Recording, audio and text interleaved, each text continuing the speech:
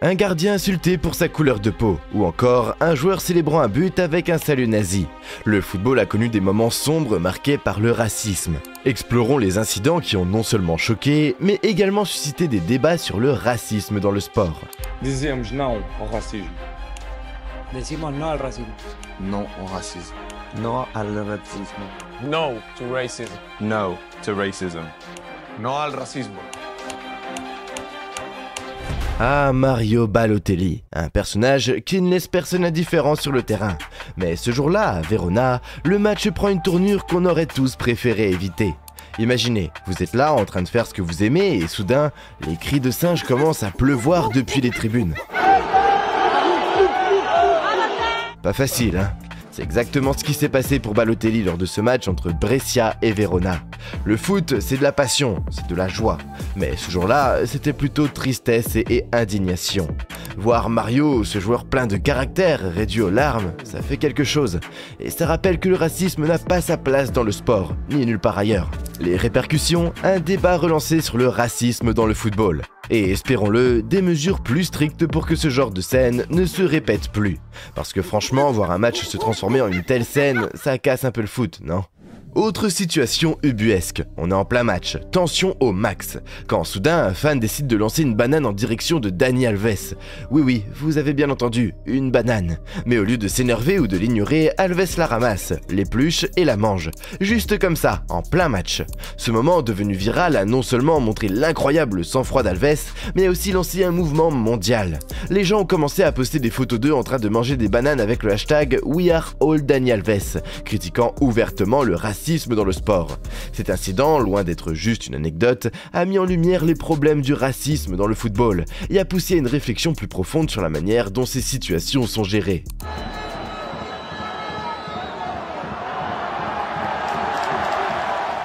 Parfois, ce ne sont pas les supporters qui pètent un câble, mais les joueurs eux-mêmes. Yorgos Katidis, ce joueur qu'on connaissait jusque-là pour ses talents sur le terrain, décide un jour de célébrer son but d'une manière, disons, assez controversée. Oui, vous avez bien vu, un salut nazi en plein match. Ça s'est passé en Grèce en 2013. Le mec marque, court vers la foule et bam, il nous sort ce geste qui a de quoi laisser plus d'un spectateur bouche bée. Évidemment, ça n'a pas traîné, la réaction a été immédiate, banni à vie du football international. Katidis, lui, jure qu'il ne savait pas ce que ce geste représentait. Allez, on veut bien croire à l'innocence, mais là, c'est un peu gros quand même. Un moment qui restera gravé, mais pas pour les bonnes raisons. On est après le match Japon contre Irak, et les réseaux sociaux s'enflamment. Mais pas pour les bonnes raisons, malheureusement. Le gardien japonais, Zion Suzuki, se retrouve dans une pluie de commentaires vraiment pas cool, à cause de sa couleur de peau. Le pauvre a même dû désactiver les commentaires sur ses comptes pour souffler un peu. C'est dingue, non? En plein 21e siècle, on assiste encore à des trucs comme ça. Ça montre bien que le foot, aussi fédérateur qu'il soit, n'est pas épargné par les problèmes de société. Et Zion, au lieu de mettre en avant ses arrêts légendaires, doit gérer ce genre de galère. Franchement, chapeau bas pour lui, mais ça nous rappelle qu'il y a encore du boulot pour que le sport reste un vrai lieu de partage et de respect. Maintenant, on plonge dans un moment assez sombre de l'Euro 2020. Et franchement, ça fait mal au cœur. Imaginez, on est en finale, l'Angleterre contre l'Italie, et tout se joue au tir au but. La pression est énorme, et malheureusement, Rashford et Saka ratent leur tir. Ça arrive, c'est le foot, mais ce qui suit, c'est juste inacceptable. Des torrents de commentaires racistes déferlent sur les réseaux sociaux contre ces deux joueurs. On est en 2021, et voir ce genre de réaction, ça fait vraiment réfléchir sur où on en est avec le racisme dans le sport. Mais, il y a un mais. La réaction de la communauté a été incroyable, des vagues de soutien pour Rashford et Saka de partout, montrant que pour beaucoup, le foot reste une histoire de passion, de respect et d'unité.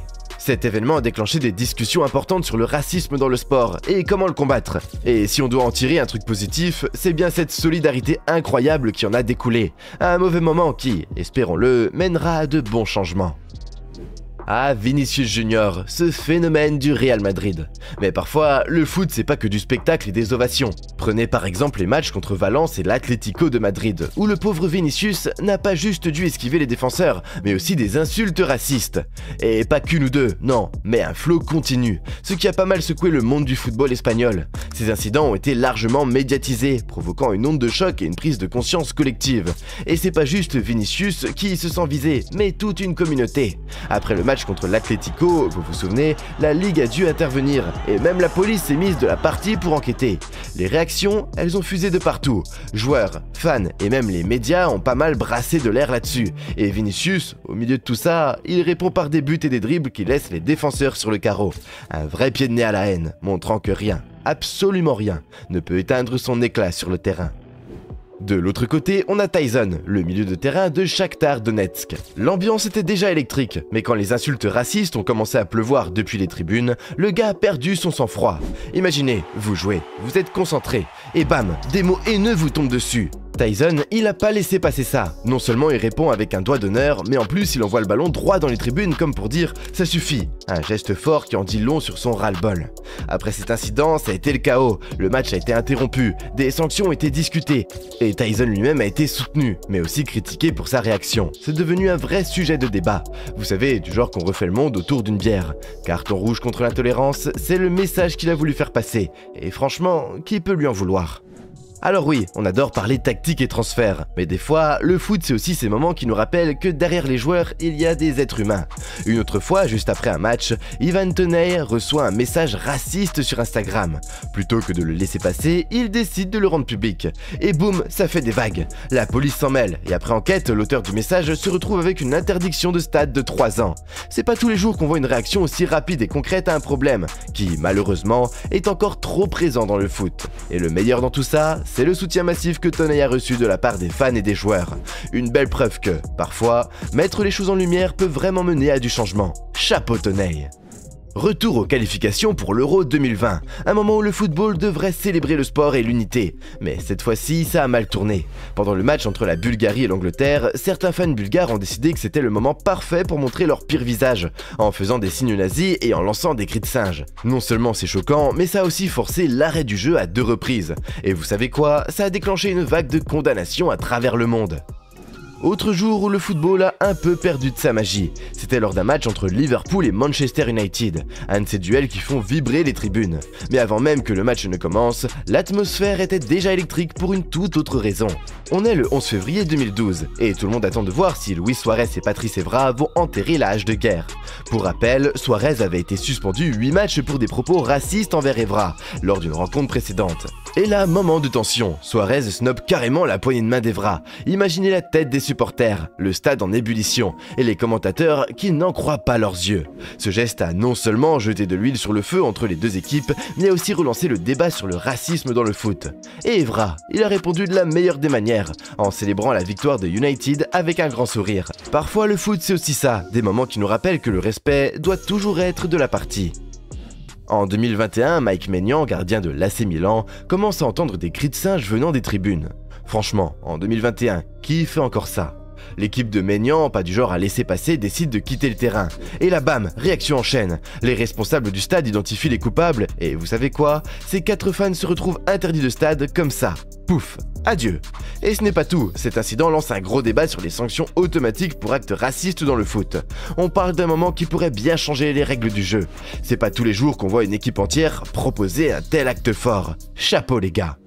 Des fois, c'est les commentateurs qui déraillent. Imaginez être tranquillement en train de regarder un match et là paf, un commentateur sort un commentaire complètement déplacé sur Marcel Desailly, la légende de Chelsea.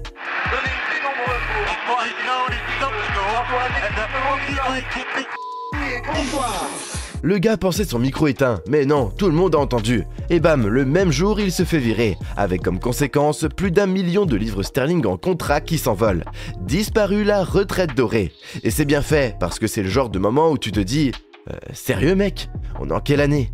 C'est triste de voir que même dans le sport, qui est censé nous rassembler, on trouve encore ce genre de dérapage. Mais bon, au moins la réaction de la chaîne TV a été rapide, et ça montre qu'on ne laisse plus rien passer. Dernier exemple de condamnation forte. En 2021, un certain Simon Silwood, supporter de West Brom, se retrouve derrière les barreaux.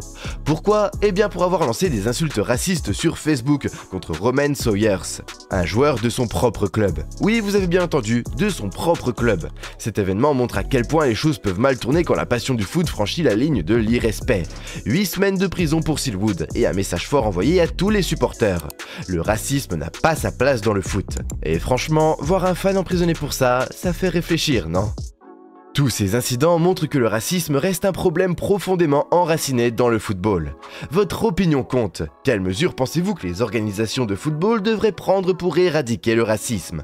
Partagez vos idées et expériences dans les commentaires.